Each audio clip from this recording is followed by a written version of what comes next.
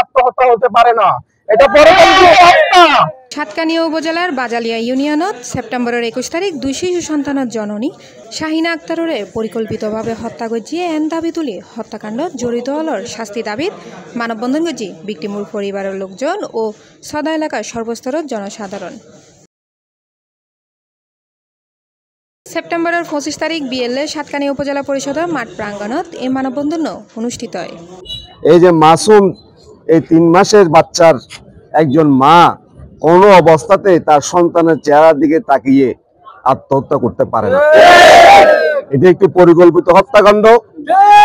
অবশ্যই অবশ্যই এই হত্যাকাণ্ডের যথাযথ বিচার হইতে হবে। প্রশাসন যদি এক্ষেত্রে কোনো প্রকার গাফিলতি করে, কোনো প্রকার অন্যায় আবদারের কাছে মাথা নত করে, কোনো প্রকার প্রভাব দ্বারা প্রভাবিত হয়ে থাকে, আমরা সাতকানিয়ার জনগণের পক্ষ থেকে বলতে চাই এই ঘটনায় আমরা কোনো প্রকার ছাড় দেব না।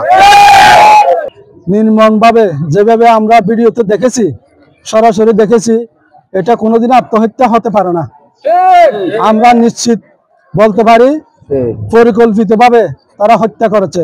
আমি সংশ্লিষ্ট ইউনো মহোদয়কে অনুরোধ করব, এই যে দুধের বাচ্চা, একটা দুধের শিশুর জন্য প্রতিদিন দুগ্ধজাত খাবার বাংলাদেশে অনেক ব্যয়বহুল।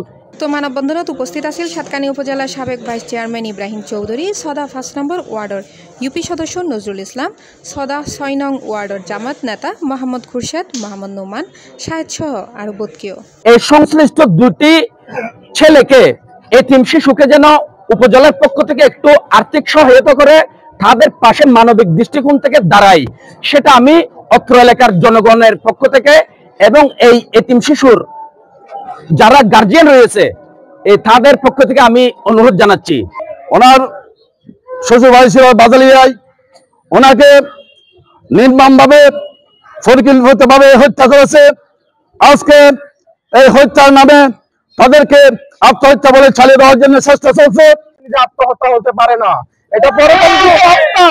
একজন মা যেখানে নিজের জীবন বাজি রেখে নিজের সন্তানদেরকে বাঁচানোর চেষ্টা করে, পাগলেও কোনোদিন বিশ্বাস করবে না একজন 10 মাসের দুধের শিশুর বাচ্চাকে বুকের একজন দুধ পান করা শিশুকে রেখে একজন মা আত্মহত্যা করবে, এটা পাগলেও বিশ্বাস করবে না। মানববন্ধনত উপস্থিত ব্যাগুণের দাবি শাহিনুর হত্যা করি যারা নিষ্পাপ 2 শিশুরে এতিম গজ্জি ইতারারে গ্রেফতার করে কঠোর শাস্তি নিশ্চিত গরম পড়ব, ইয়ে নিয়ারা একমাত্র প্রত্যাশা। C+ TV, Chittagong.